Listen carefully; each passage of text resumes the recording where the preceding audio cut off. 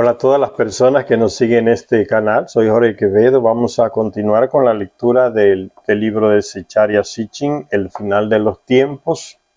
Zecharia Sitchin lamentablemente ya fallecido en el 2010, nos dejó como más de 10 obras que él sacó de las tablillas sumerias, que él sabía leer el sumerio antiguo, sabía leer el hebreo antiguo, el idioma en que están escritos los textos del Antiguo Testamento.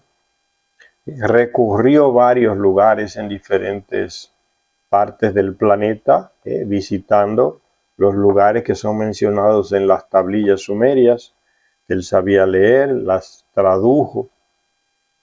Las pocas que consiguió las tradujo. Es hasta ahora el único que ha hecho ese gran trabajo de traducir esas tablillas que están por miles secuestradas en museos de Francia, de Londres, de Alemania, de Estados Unidos, y no las publican, las tienen ahí agarrando polvo, no quieren compartir el conocimiento. En la época que él era especialista, él se dedicó a traducir cientos de esas tablillas y nos las dejó en estas obras.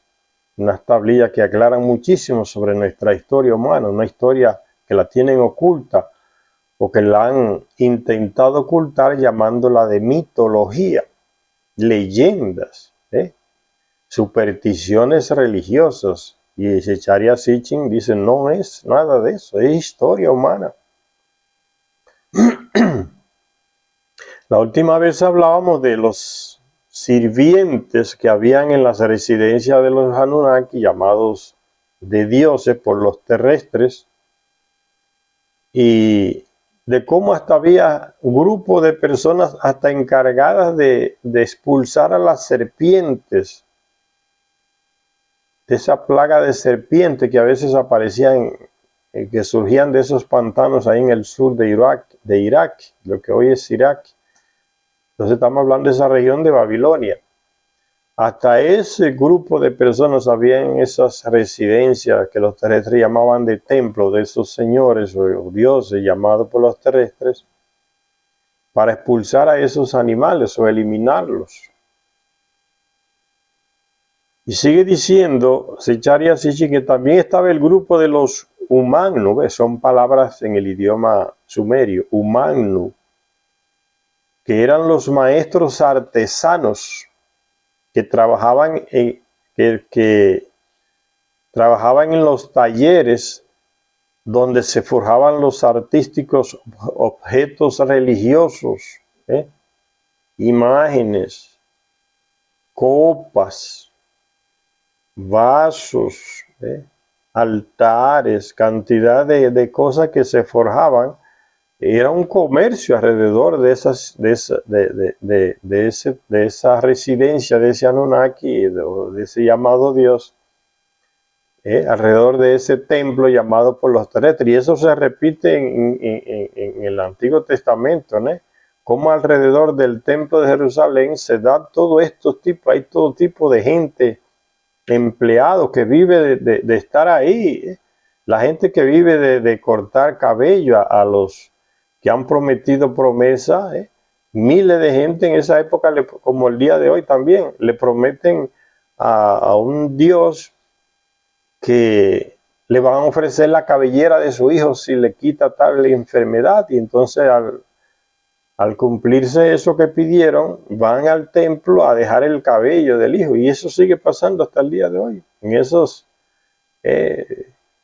altares que se edifican en algunos lugares, diferentes partes de nuestros países de Latinoamérica, centros de culto donde va mucha gente, y usted va y visita esos lugares, como yo he visto, y sigue repitiendo exactamente lo mismo, señor. Usted encuentra cantidad de brazos de madera, de piernas, de pelucas, que la gente va dejando porque esa parte del cuerpo se le curó. Y entonces ofrecieron esa parte de ese cuerpo en cera o en madera como señal de agradecimiento a ese santo, a ese fulano supuestamente divino que le hizo el favor de curarlos. Entonces la gente que se encarga de hacer esas piernas de madera o de cera vive de ese negocio, de esa creencia de esa gente, ¿no? Los barberos entonces cortándole el cabello a esos niños o jóvenes que no se lo cortaban desde que nacían pequeños porque era una promesa que los padres le habían hecho a ese santo algo para que le hiciera algún favor. Entonces esos barberos viven de esa creencia de esa gente, ¿no? Los que hacen vino también viven de eso, porque le hacen el vino a la gente que vive en la residencia del Anunnaki, al mismo Anunnaki, a los sumos sacerdotes, ¿eh? Los que costuran las ropas de esos sumos sacerdotes viven de eso, haciendo, ¿eh? Los que hacen la tela, ¿eh? De la piel de las ovejas y otros animales viven de ese centro que es el templo, es la residencia de la Anunnaki. Ven todo el negocio que se mueve alrededor. Exactamente en los tiempos de Jesús pasaba igual en el templo. Por eso cuando llega Jesús y quiere expulsar a los comerciantes se le complica la vida porque él le está echando a perder el negocio. Y todo ese negocio se hace en nombre de Dios. Y aquí en este caso el nombre de ese dios Anunnaki que vivía en esa residencia o templo. Era un negocio redondo, ¿no? De varias actividades. Los que mataban los bueyes que se ofrecían, o los animales que la gente llevaba para ofrenda, los mataban y los ofrecían. Los que construían los altares también vivían de esa creencia. ¿Sí? O sea, cantidad de gente, los que hacían telas para vendérselas a la gente que iba. Los que vendían frutas y alimentos, cuando llegaba ese monte de gente ahí a esa residencia a llevar alguna cosa o cumplir con ese llamado Dios. Las mujeres que cocinan la comida de todo el que llega ahí, miles de personas, el personal que vive en la residencia de la Anunnaki, exactamente como hoy en los grandes santuarios religiosos. Gente que tiene que estar ahí cocinando el día entero porque no para de llegar gente y amanecen ahí y se mudan en los alrededores. Entonces es un mundo económico que funciona alrededor de esa creencia. Y hay una clase de gente que se beneficia de esos negocios. Consigue dinero. Los artistas que dibujan alguna pintura o algo que quiera alguna persona ahí. Y fíjense que otro personaje aparece sirviendo en esos llamados templos de estos señores Anunnaki o llamados dioses. Las mujeres, además de las mujeres cocineras, que también eran sacerdotisas, ¿no? Se encargaban de la comida de los sumos sacerdotes, de los jefes, de todo el personal, de que la Anunnaki no le faltara nada. También estaban las mujeres que eran sacerdotisas y que hacían el papel de plañideras profesionales en algún funeral de alguna persona que moría, sea de esa gente que servía en el palacio, el sumo sacerdote, algún familiar de él que moría, o alguien importante que moría, que daba dinero, aportaba. Entonces se le hacía un velorio, como decimos hoy, y existía ese grupo de mujeres que se le dice aquí plañideras profesionales, o sea, mujeres que iban a llorar a la persona que había muerto allá al velorio, pero estaban fingiendo el lloro y las lágrimas porque eran pagas para eso. Yo me recuerdo cuando era pequeño, yo veía mujeres que iban a velorios a llorar. Y se juntaban como 7, 8 mujeres y todas llevaban un paño agarrado en el puño. Yo me recuerdo de eso. Las veía pasar. Todas con un paño blanco en el puño para secarse las lágrimas allá cerca del muerto cuando estuviera. Entonces se unían. Algunas eran comadres y amigas. Y iban allá donde estaba el velorio y comenzaba la lloradera. Y recibían su paga y después volvían a sus casas con sus paños y todo en la mano, ¿no? Plañideras profesionales. Fíjense como hasta el día de hoy, ya este siglo, llegan esa gente y ya viene de allá, de esos templos de llamados dioses en Sumeria, vienen las plañideras profesionales. En el Antiguo Testamento encontramos esos mismos personajes, mujeres que lloraban cada año, en cierta época, lloraban la muerte del dios Dumuzi, del medio hermano de Marduk, que se murió ahogado en un accidente ahí en África, una de las cataratas del Nilo, Dumuzi, que era el esposo de Inanna, ¿no? Y en la Biblia se menciona las plañideras, por el dios Dumuz, dice, Tamuz, dice, se escribe en la Biblia Tamuz, es Dumuz, el hijo de Enki. Y hasta esa época llegó eso, después de miles de años que ese tipo murió, que los terrestres llaman de Dios. Hay mujeres que siguen llorándolo en una fecha fija del año. Mujeres que lloran cada año la muerte del dios Tamuz, dice en la Biblia. No recuerdo en qué lugar, pero yo lo leí. Ahora no tengo la cita exacta. No me recuerdo si en Isaías o Jeremías, por ahí, esos profetas que lo mencionan. Entonces habían esas plañideras profesionales en los funerales. Eran las bacates que sabían cómo derramar lágrimas, ¿ves? Quienes son profesionales en esa cuestión de derramar lágrimas hasta el día de hoy son las mujeres. Y fíjense las telenovelas que lloran y lloran y lloran y son pagas para eso. Eso viene ya de la época de Mesopotamia. Ese personaje surgió en la cultura mesopotamia, en Sumeria. ¿Sí? Plañideras profesionales, lloraderas profesionales. Sabían cómo derramar lágrimas amargas. Y eso es lo que le hace hoy la mujer en las telenovelas, muchas mujeres que lloran como si fuera la cosa más real del mundo, ¿no? Y expresan el dolor y la herida más grande. Es teatro, es una novela. Bien, ese personaje ya existía, viene desde allá. También estaban unos personajes llamados los Shangu. Simplemente eran los sacerdotes. Y había categorías, sumos sacerdotes, después el que viene detrás de él, y la categoría más baja, los sacerdotes, los más simples. Los Shangu. Simplemente los sacerdotes que supervisaban el funcionamiento general del templo, iban por aquí, para allá, para ver cómo estaba todo funcionando, ¿no? Todo en orden, en el orden que ellos habían determinado. Era como un cuerpo de vigilantes, ¿no? Para que todo funcione. Ese mundo económico, político, alrededor de la residencia del Anunnaki o templo, funcionaba porque había un orden. ¿Quién creó todo ese orden? Toda esa parafernalia, como se dice, ¿no? De celebraciones, de ritos, de altares, de ropas especiales. Todo eso se le enseñaron los Anunnaki a las personas que ellos seleccionaron como somos sacerdotes, y eso se fue extendiendo a otros lugares y a otros templos, residencia de ellos, y llega hasta el día de hoy.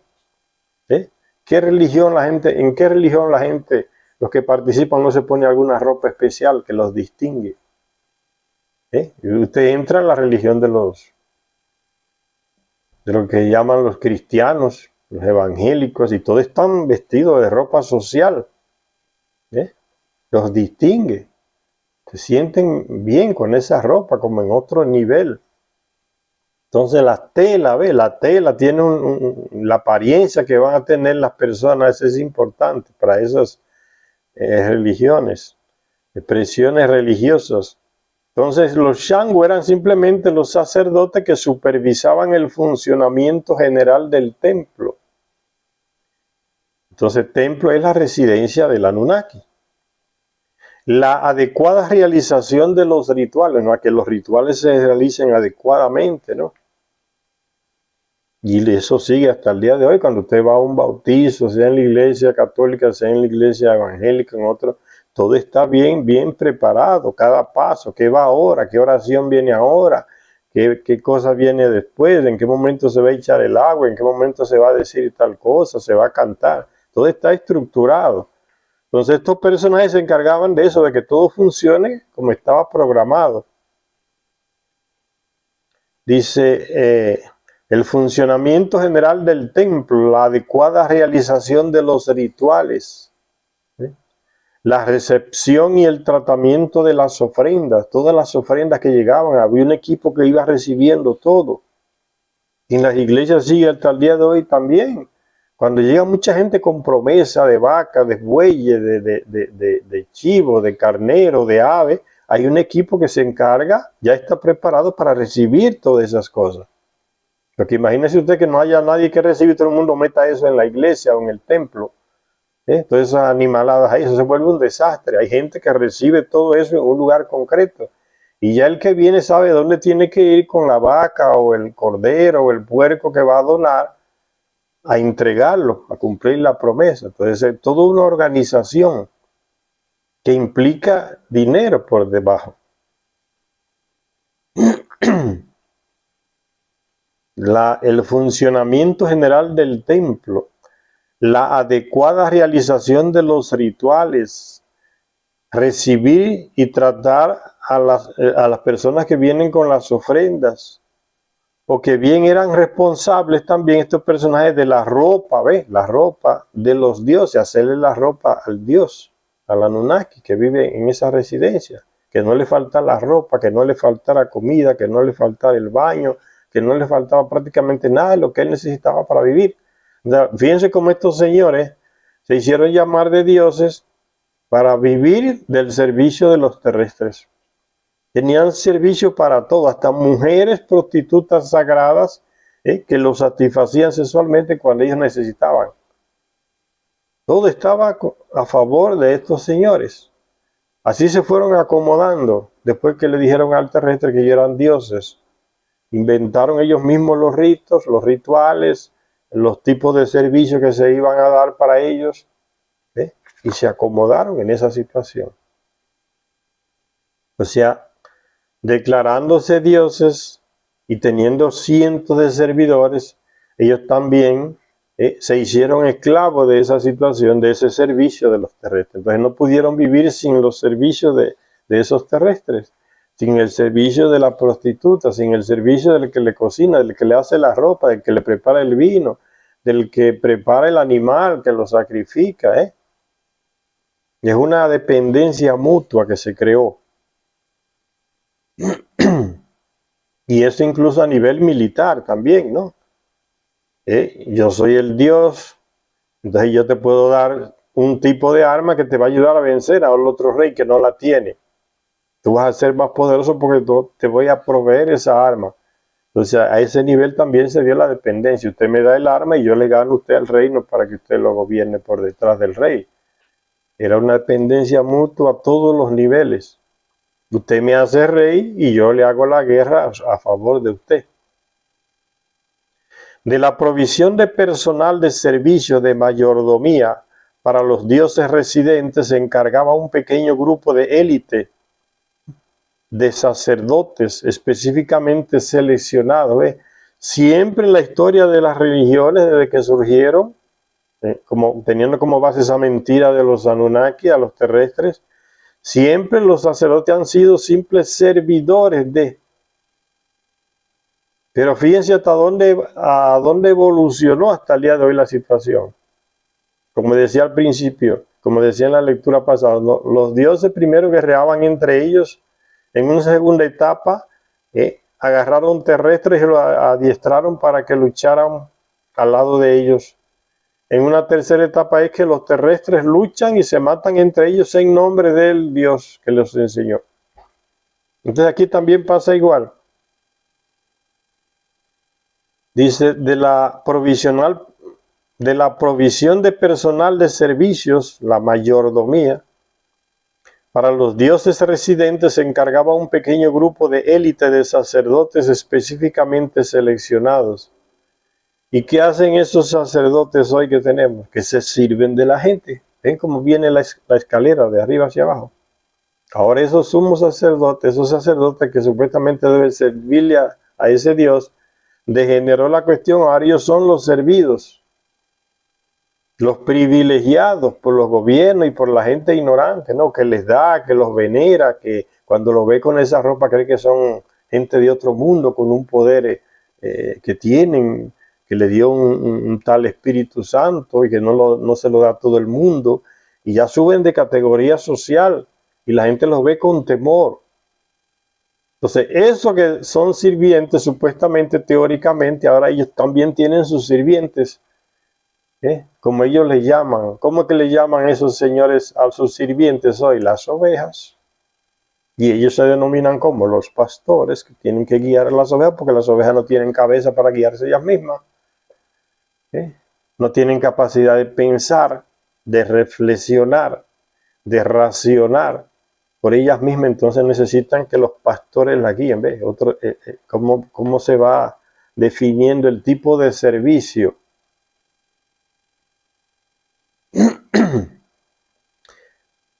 Otros personajes eran los Ramaku, también en idioma sumerio, los Ramaku, que se encargaban de los rituales de purificación por agua.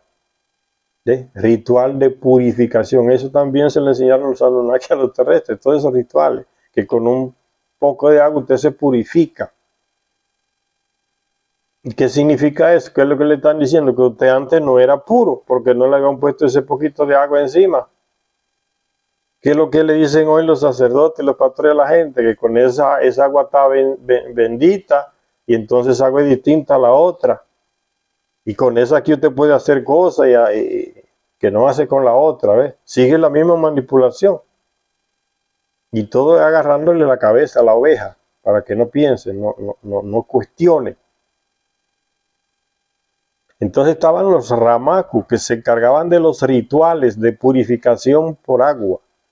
Tenían el honor de bañar al dios, ¿ves? Y el dios le daban baño al dios, era un Anunnaki, una persona normal. Cuando quería una mujer, lo mismo sus sacerdotes le llevaban a una. Por eso en muchos textos de esas tablillas aparecen las mujeres diciéndole a algunos terrestres, ya tú sabes hacer lo que hacen los dioses en la cama. Porque ya dormían con los dioses, les servían sexualmente. Esos son los dioses, Señor, y ahí vienen las religiones, de base mentirosa, hipócrita y de la ingenuidad del que cree, del engaño hacia el ingenuo que cree, el ignorante. ¿Por qué es que las iglesias se matan para que la gente no lean la Biblia, sino que la tengan ahí debajo del brazo y que escuchen solo y la abran cuando el pastor le dice que la abran en tal versículo? Es para controlar a la gente. Las ovejas tienen que ser controladas, porque si ellas comienzan a leer y a pensar, se les descontrola el rebaño.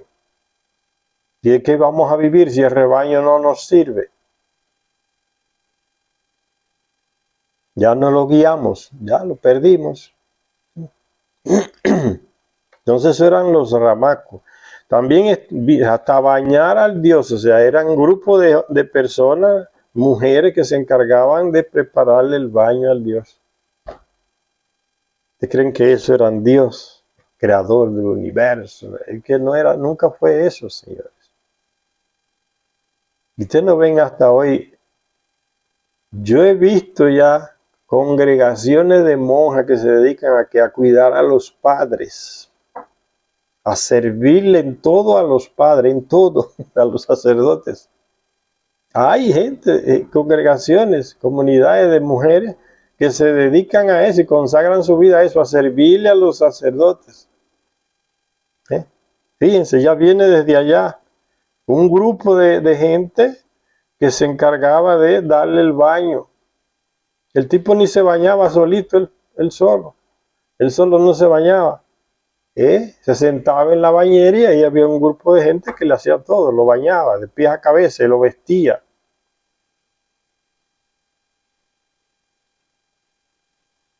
Y todo eso porque pensaban que era un dios. Entonces hasta eso había, y todavía falta, fíjense.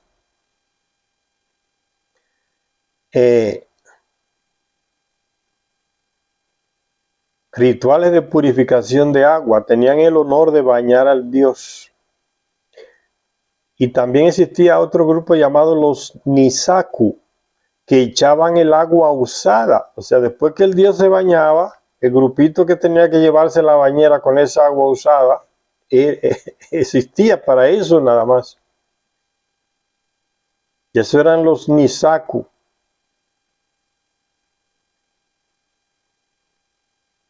echar fuera el agua usada, la unción del Dios con óleo sagrado. Después entonces el Señor, después que había tomado baño, entonces se sentaba, se acostaba, quién sabe, y había que darle un baño de aceite, de óleo, para fortalecer la piel, y la piel bien curada, bien conservada.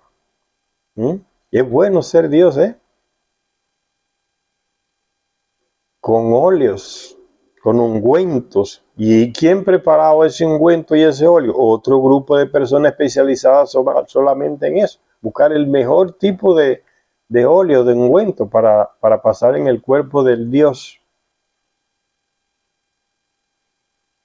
La unción, o sea, untarle el aceite por todo el cuerpo, esa es la unción. La unción del Dios con óleo sagrado. Era óleo que ese grupito hacía y se lo pasaba en el cuerpo a ese señor. Por eso es óleo sagrado, pero era un aceite. Un óleo sagrado, entonces ese Charles lo pone entre comillas, óleo sagrado, dice. Una delicada mezcla de específicos aceites aromáticos, era como un perfume, un aceite, pasarle todo el cuerpo al tipo. Entonces, la gente que hacía eso, las mujeres y los hombres, sabían más que nadie quiénes eran esos señores. Hombres y mujeres normales como los otros, con un cuerpo y cada parte del cuerpo normal como los otros. Ellos sabían más que todo el mundo eso. Lo que le servían en la intimidad. Óleo sagrado. Se ponía en manos este óleo sagrado de manos especializadas, gente que sabía dar masaje con el óleo. Comenzando con otro personaje llamado Amaraku, que mezclaban los ungüentos. Eso era un grupo de gente que sabía mezclar ungüentos para que resultara tal o cual tipo de perfume con esos óleos mezclados. Todo una organización alrededor de ese señor, del Dios. Los abaraku, que mezclaban los ungüentos, esa era su especialidad, y pasando por otro grupo llamado los pashishu, que realizaban la unción. O sea, unos preparan los óleos, los perfumes, y otro grupo, los pashishu, es que va a pasar el óleo en el cuerpo del Señor, el Anunnaki, o Dios. Esa servidumbre la copian los reyes de los Anunnaki.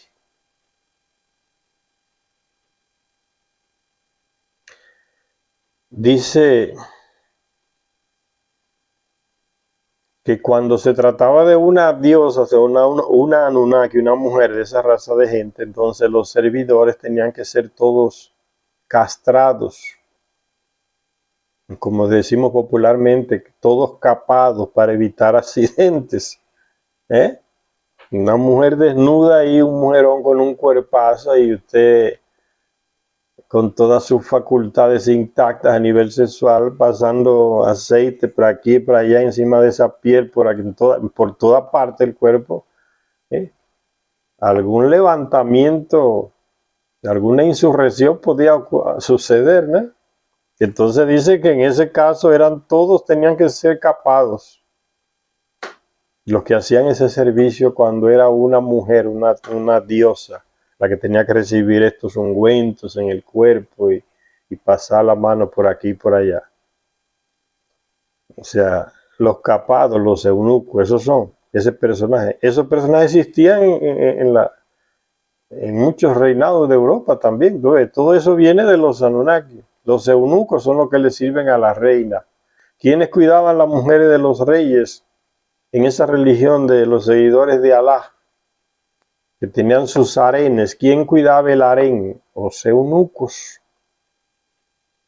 Entonces ese mujerío que estaba ahí del rey eran esos hombres capados que las cuidaban.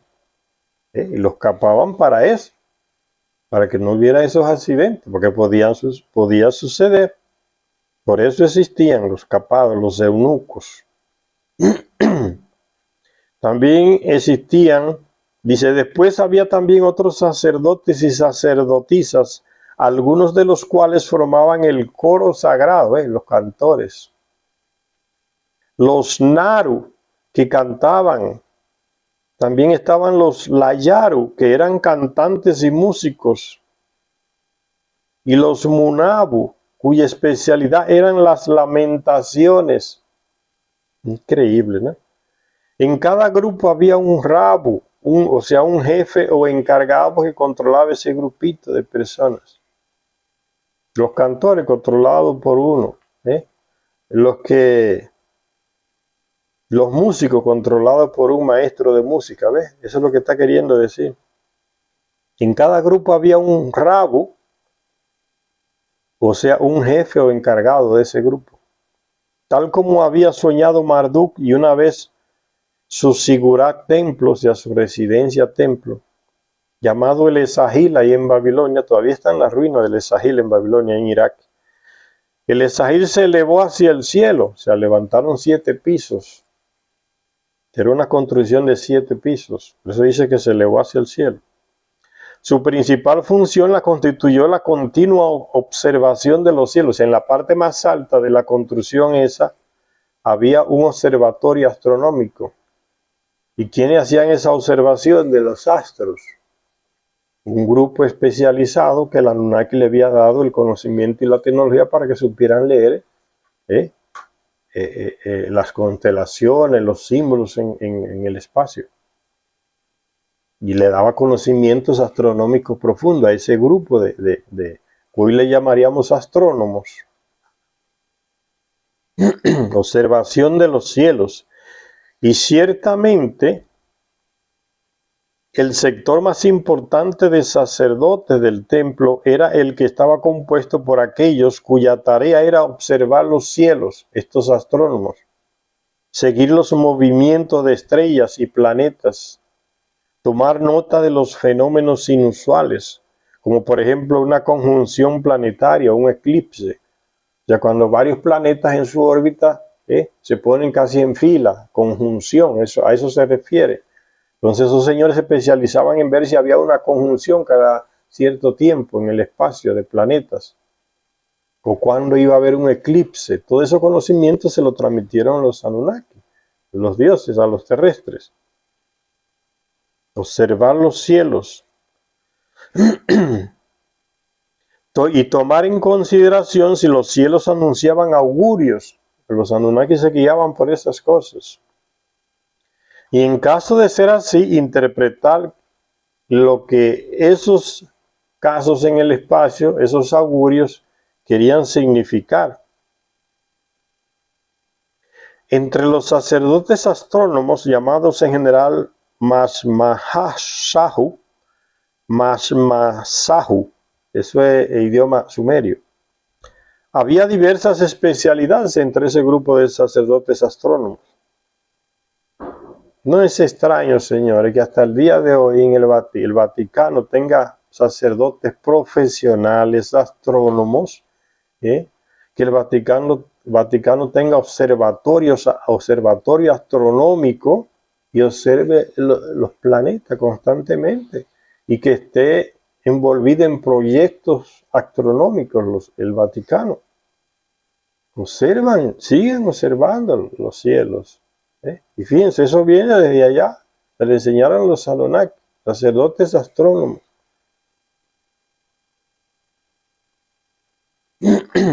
Saben qué planeta. Ellos saben que el planeta de esos señores allá. Saben que está allá. Saben que pasa por aquí cada cierto tiempo. Saben todo eso. Por eso donde quiera que se encuentran tablillas y cosas, ahí van ellos a ver qué dicen esas tablillas, a leerlas. Porque tienen su gente especializada para hacer eso. Porque esa es la base, el fundamento de las creencias que ellos tienen, de las llamadas religiones. Entonces tienen que controlar todo. O sea, es un descubrimiento en tal lugar, se encuentra un texto antiguo, inmediatamente ellos mandan un especialista ahí, combinado con otros países que se encargan de capturar esos hallazgos, para ver qué dicen y en qué lo puede afectar.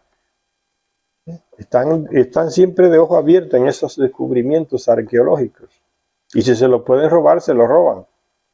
Así los controlan mejor lo que dicen esos textos antiguos. Y deciden qué llega al pueblo y qué no llega, qué se publica y qué no se publica. Así controlan. Pues controlando el conocimiento se controla una gran cantidad de gente. Siguiendo el mismo ejemplo de los Anunnaki o llamados dioses con los terrestres. Unos pocos controlan a una gran mayoría, controlando conocimiento, la ideología, la cabeza. Y sigue diciendo aquí entonces que entre los sacerdotes astrónomos, llamados en general Masmaxahu, había diversas especialidades. Había, por ejemplo, un sacerdote llamado Kalu, que tenía el título de Kalu, que estaba especializado en la observación de la constelación del Toro. Ese era su trabajo, observar la constelación del Toro, que representaba a Enlil.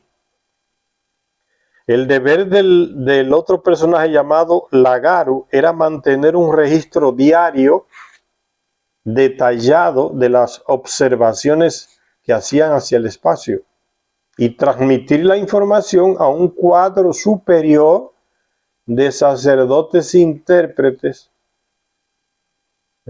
Uno agarra la información, otro la observa, se la pasa a este y aquel hace un relato y ese relato tiene que entregárselo a otros jefes que van controlando todo. Entre estos últimos, que eran los sacerdotes que interpretaban esas señales, esos informes que le llevaban los que dependían de ellos, entre estos que constituían la cúspide de la jerarquía sacerdotal, eran los que ocupaban los puestos más altos, controlaban el conocimiento. La cúspide de la jerarquía sacerdotal estaban los llamados Ashipu, que eran especialistas en augurios. Estaban los Mahu, que pueden leer los signos. Gente que especializaba en leer los signos. Toda esa creencia de leer las tripas de los animales y decir, mira, según lo que yo veo aquí, va a pasar tal cosa. Muchos reyes se guiaban por esos lectores de augurios. Abre un buey, abre una vaca, abre una ave, mira a ver el hígado, qué dice, y lee a ver qué dice antes de ir a la batalla. ¿Voy a ganar o no voy a ganar la batalla? Se guiaban, y eso viene ya de Mesopotamia. Esos conocimientos se desarrollaron en la residencia templo de esos llamados dioses. Le enseñaron eso a los terrestres, ¿ve? Y siguen las cosas. Hoy le llamamos adivinos.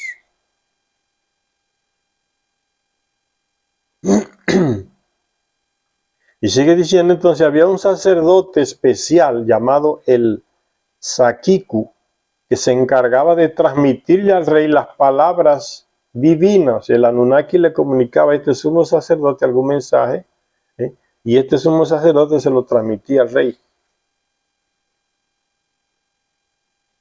Entonces ahí aparece el personaje que fue creado también por los Anunnaki, al que llamamos hoy los intermediarios, que es un personaje que abunda en la religión, en toda la religión, el intermediario entre el Dios y el pueblo, entre el Dios y el rey. Siempre hay ese personaje del intermediario. Y cómo se usa eso para manipular al pueblo, no, el intermediario soy yo, que soy sacerdote, el intermediario soy yo, que soy el pastor. Yo sí puedo hablar con Dios. Y entonces yo te digo a ti lo que Él me dijo. O sea, Él no puede decirte a ti directamente. Ahora a mí me lo dices, es un Dios chismoso. Eso es lo que está pasando. Un Dios chismoso que dicen que es padre de todo, pero lo que tiene que decirle a ese hijo se lo manda a decir a través de otro. No se lo dice directamente. Porque así no hay manera de controlar. No, tiene que decírmelo a mí, que soy el pastor, que soy el sacerdote, entonces yo sí se lo digo al pueblo, que vaya a la misa, que vaya al culto. O sea, el intermediario, ven. Así hay mayor control. ¿Y quién rompe con el intermediario? Jesucristo. Jesús rompe con los intermediarios. ¿Quién eran los intermediarios en la época de Jesús entre Dios y la gente? Los sumos sacerdotes del templo.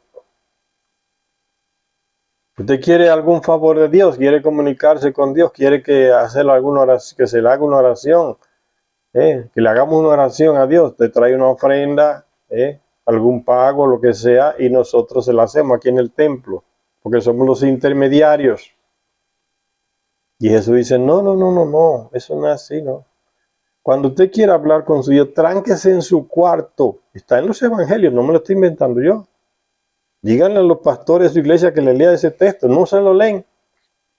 Ni a los sacerdotes, nunca se lo leen. Y si se lo leen, lo pasan por alto rápido y no hablan nada de eso.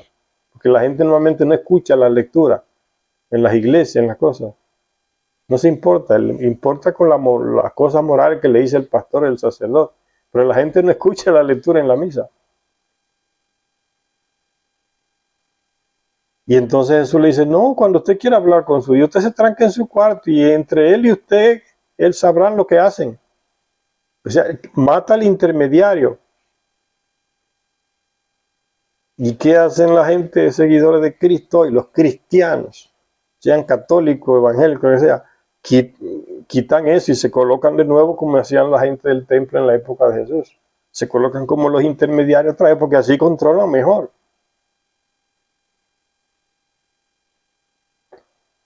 Mientras más ovejas, más control.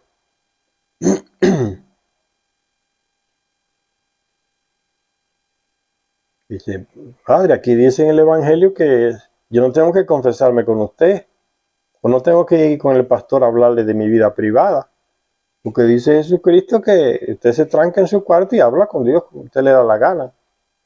Ustedes sabrán lo que hablaron. Apuesto que le buscan alguna excusa y no, pero no es eso lo que quiere decir.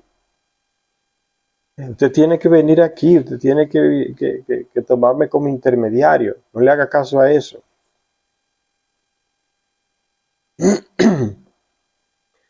Dice, entre estos señores que eran los que interpretaban el mensaje final,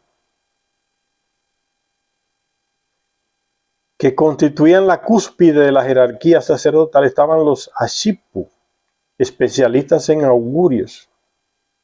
Estaban los Mahu, que pueden leer los signos.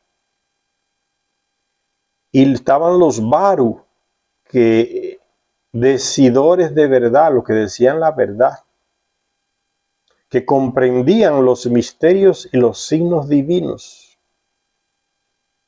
Un sacerdote especial era el llamado Sakiku, que se encargaba de transmitirle al rey las palabras que el Dios le había transmitido a él. Después, a la cabeza de aquellos sacerdotes astrólogos, estaba el Urigayu, o sea, el sumo sacerdote, que era un hombre santo, mago y médico, los conocimientos. ¿Quién se lo transmitía? Los Anunnaki, a estos personajes. El conocimiento da poder. Era un hombre santo, mago y médico, cuyas blancas vestiduras iban orladas con elaborados adornos coloreados. Eso después lo copian los sacerdotes del templo de Jerusalén miles de años después. Y lo siguen copiando hasta el día de hoy las iglesias, con esas ropas que se ponen especiales. Sean judíos, sean musulmanes, alguna ropa, algún pedazo de tela, que ellos llaman eso de sagrado y como que los hace distintos y privilegiados. ¿Ves? La ropa, vestiduras iban orladas con elaborados adornos coloreados. Había un grupo de especialistas pagos que se encargaban de hacer estas ropas. Hoy le llamamos los sastres, un sastre, uno que hace ropas, o una costurera. Porque estas ropas no caen del cielo, es que hay algún personaje que las hace, o las monjas le hacen la ropa a los padres, que celebran la misa, otras mujeres se la hacen a los pastores. Hay brazos por detrás haciendo ese trabajo con la tela. Con el descubrimiento de 70 tablillas que formaban una serie continua de observadores y de observaciones y de su significado, 70 tablillas que se descubrieron, ¿no? Quedó de manifiesto tanto la transición de la astronomía sumeria a la babilónica, como la existencia de fórmulas oraculares que determinaban lo que un fenómeno podía significar. del poder de las palabras. Fórmulas que si se repiten de esa manera exactamente producen un efecto, el poder de la palabra, eso es real. Con el tiempo, todo un ejército de adivinos, intérpretes de sueños, ¿ves? Gente que se especializaba en que otro le contaba su sueño y él se lo interpretaba. Cuando yo era joven, en mi pueblo había una señora que interpretaba sueños. Ella vendía muchas quinielas y billetes de la lotería. Y era pobre, pero se ganaba el dinero diciéndole a la gente: usted soñó que, yo soñé con una mula da tanto, da 34. Usted soñó con un muerto, muerto da 36. Ella era que hacía eso y la gente se llevaba por eso. Ella interpretaba los sueños. Usted soñó con que la mula da tanto, el caballo da tanto, el muerto da tanto. Usted soñó con río, eso da tanto. Ella era que hacía eso, se inventaba esas cosas y la gente le creía. La interpretaba los sueños, puro negocio, para sobrevivir.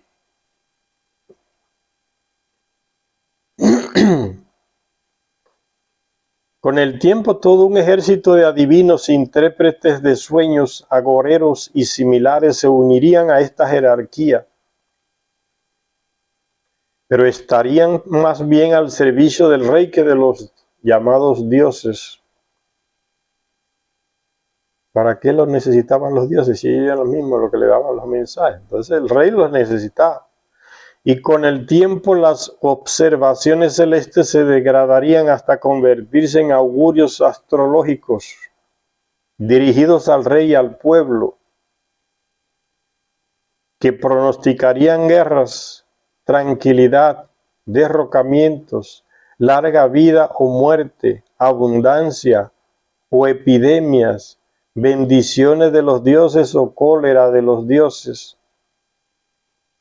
El Antiguo Testamento está lleno de estos personajes, señores.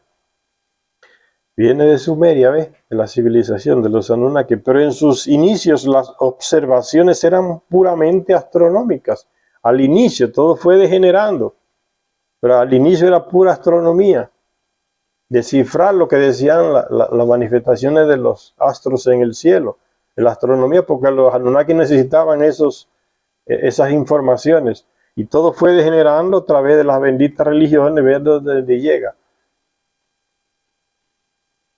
Por eso dice Charia Sitchin: con el tiempo las observaciones celestes se degradarían hasta convertirse en augurios astrológicos dirigidos al rey y al pueblo, que pronosticarían guerras, tranquilidad, derrocamientos, larga vida o muerte, abundancia o epidemias, bendiciones de los dioses o cólera divina. Pero en sus inicios las observaciones eran puramente astronómicas y eran de principal interés ¿para quién? Para los Anunnaki, para el dios Marduk. Y solo de importancia menor para el rey y para el pueblo, que no entendía nada de astronomía. Ve, al principio eran informaciones para ellos, para los mismos Anunnaki, los dioses. No era por casualidad que hubiera un sacerdote llamado, que era el Kalu, especializado en la observación de la constelación del Toro, de Enlil. La constelación del Toro representaba Enlil. Ante cualquier fenómeno fuera de lugar, dado que el principal propósito del Esagil, la residencia de Marduk en Babilonia, o sea, su templo, el Esagil, su principal función era la función de ser un observatorio astronómico, como ya dijimos. En la parte más alta, en el 7º piso, era como una construcción escalonada, el Esagil. En el último piso, en el 7º, tenía un observatorio astronómico. Dado que el principal propósito del Esagil en su función de observatorio era rastrear los cielos zodiacales y llevar un estricto control del tiempo celeste. Ese grupo de astrónomos especializados por los Anunnaki aprendieron a leer el movimiento de los astros, de las constelaciones, por dónde sale el sol ahora, por dónde se está poniendo, en qué constelación está, en qué símbolo del zodiaco está. Ellos tenían que anotar todo eso para transmitirle esa información a quien le interesaba. ¿A quién era? Al Anunnaki o al llamado Dios.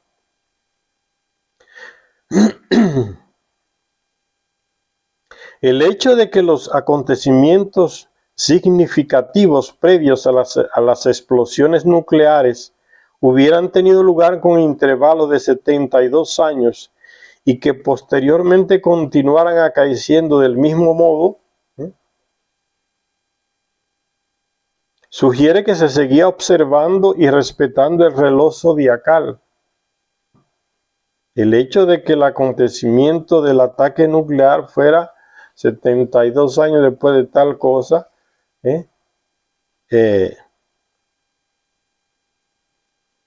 y que después de 72 años se restableciera otra vez la vida en toda esa región que fue afectada por la nube tóxica, eso no es coincidencia. ¿Qué es lo que está queriendo decir Sechari así? Era que se leía el tiempo celeste, ¿no? Y se iba contando y se iba llevando anotaciones sobre eso. Entonces eso era señal de que se seguía observando y respetando el reloj zodiacal, en el cual se precisan 72 años para que se dé un cambio procesional de 1 grado. Astronomía pura.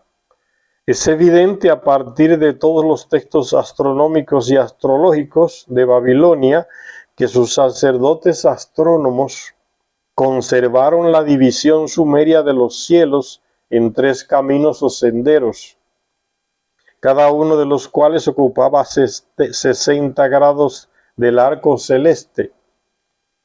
Entonces los sumerios dividieron el arco celeste, ¿no? El arco del cielo, porque estamos en un planeta que es redondo, entonces el cielo se ve como un arco, y ellos dividieron el arco celeste, observando desde la Tierra, en 3 caminos. En el norte, la parte de arriba del círculo, está el camino de Enlil. En el centro está allí el camino de Anu, que es el rey de Nibiru, el principal. Y en el sur, entonces, la parte baja, estaría el camino de Enki, que era el tercer Anunnaki en poder aquí en la Tierra. Entonces se dividía el círculo celeste en esos 3 caminos. Dice, el camino de Enlil en los cielos septentrionales, la parte de encima del círculo, ¿no? La parte, camino de Enlil. El camino de Ea o Enki, que era la parte sur. Y el camino del rey Anu, que era la parte central, principal. En este último se ubicaban las constelaciones zodiacales, y era ahí donde la tierra se encuentra con el cielo en el horizonte, dice un texto de una tablilla. Quizás debido a que Marduk había alcanzado la supremacía de acuerdo con el tiempo celeste, decía que era ya su época, la época de la constelación del Cordero, que lo representaba a él, y que el sol salía ya ahí, entonces era la época del gobernar. Ellos se guiaban por eso.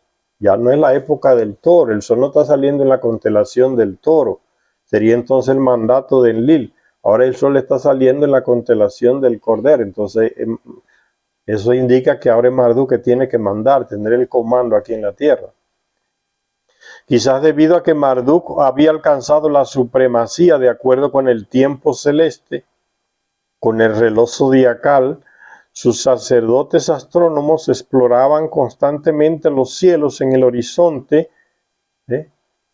El cielo en el horizonte se le llamaba en sumerio el Anur, o la base del cielo. No había razón para observar el sumerio Ampa, que significa la cima del cielo, porque sería el tiempo de Enlil allá arriba, ¿no? El camino de Enlil. No tienen que observar el camino de Enlil, tienen que observar el camino de Marduk aquí en el sur, que era el mismo camino de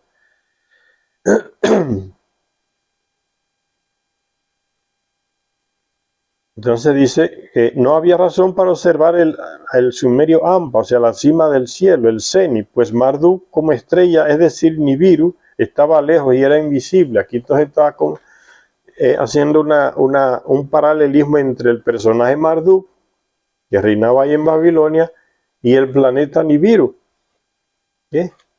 Como si fuera el mismo personaje, tanto el dios aquí en la tierra, llamado Dios, como el dios celeste, que es el planeta Nibiru.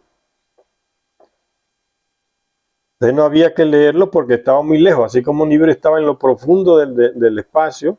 Cuando sale del sistema solar se va a lo profundo del espacio, entonces estaba muy lejos, no había necesidad de preocuparse por leer lo que había en la base del cielo, la cima del cielo. Entonces, Marduk como estrella, es decir, Nibiru, estaba muy lejos y era invisible. El mismo atributo se le daba a Marduk, se le llamaba el invisible. ¿Por qué? Porque se fue de Egipto por miles de años y apareció miles de años después. Andaba vagando por el planeta. Entonces se le identificaba con el planeta Nibiru, que cuando sale del sistema solar pasa más de 3.600 años en el espacio profundo y después es que aparece de nuevo. O sea, en ese tiempo es el invisible, no hay manera de verlo, está muy lejos de nuestro sistema solar. Pero siendo un planeta en órbita, aunque fuera invisible ahora, necesariamente tenía que volver, porque la órbita de él pasa por aquí entre Marte y Júpiter. Necesariamente tiene que volver aunque pase 3.600 años que no se sepa nada de él. Necesariamente tenía que volver. En una expresión equivalente del tema de Marduk, de que Marduk era igual al planeta Nibiru, la versión egipcia de la religión estelar de Marduk prometía abiertamente a sus fieles que vendría ve la promesa de la religión, que vendría un tiempo en que esa estrella Dios o Dios estrella reaparecería como el Atón, el sol. Y fíjense cómo esa interpretación de esos sumos sacerdotes, ¿sí?, en la religión en Egipto, que eran los territorios de Marduk, hace que hay un faraón que se identifica, que impone la religión de Atón. Y tenía en su nombre esa terminación Atón, Akenatón, que impuso esa religión al planeta Nibiru. Quitó la religión de Marduk y la de todos los otros dioses y dice, no, la religión ahora es la religión del planeta Nibiru. Era Atón, el sol, la luz grande, no el sol del sistema, de nuestro sistema solar, sino refiriéndose a ese sol brillante, al planeta Nibiru. Solo que lo mataron los sacerdotes de los otros dioses que le servían a Marduk y a los otros, lo terminaron asesinando a Akenatón. Inmediatamente mandaron a destruir todos los templos que ese faraón había levantado para ese dios sol, para Atón, y eliminaron a sus sacerdotes, los quemaron, los asesinaron y eliminaron esa religión de Atón al planeta Nibiru, que ese faraón quiso imponer o impuso por un tiempo, y volvieron de nuevo a la reunión de diferentes dioses. Y fue este aspecto de la religión estelar de Marduk, su eventual retorno, el que desafió directamente a los adversarios enlilitas de Babilonia y el que desvió el enfoque del conflicto hacia unas renovadas expectativas mesiánicas de que iba y volvía de nuevo, que iba a volver esa época de nuevo. De los actores posteriores a Sumer en el escenario del viejo mundo, hubo cuatro que alcanzaron el estatus imperial. De los actores posteriores a Sumer en el escenario del viejo mundo, hubo 4 que alcanzaron el estatus imperial y que dejaron unas huellas profundas en la historia. Egipto, los actores, Egipto, Babilonia, Asiria y Acti. el imperio de los hititas, allá en lo que hoy es Turquía. Y cada uno de ellos tuvo su dios nacional de estos imperios, el imperio egipcio, el babilonio, el asirio, el de los hititas. Los dos primeros, el de Egipto y Babilonia, pertenecían al bando de Enki o Marduk y Nabu. Enki, el padre de Marduk, Marduk, el padre de Nabu. Los otros dos pertenecían, Asiria y Acti, pertenecían a Enlil y a Ninurta, estaban más al norte de Mesopotamia. Pertenecían a Enlil y a Ninurta y a Adat. Sus dioses nacionales se llamaban Ra-Amón, Bel-Marduk, Asur y Teshub, los nombres teofóricos, ¿no? Honrando a esos Anunnaki o dioses. Y fue en nombre de estos dioses que se libraron un buen número de prolongadas y crueles guerras. En nombre de Marduk o Amón-Ra, vamos a la guerra.